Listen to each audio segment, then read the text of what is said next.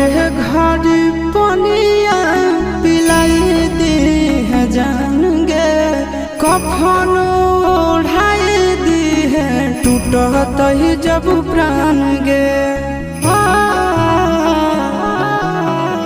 मरे घर पनिया पिलाई दी है जान गे, कफन ओढ़ाई दी है टूटत ही जब प्राण गे। हगे हमारा से तोरा जाती प्यार होता भेंट सक छात कर लगे। हगे सोनाया रावा हो घर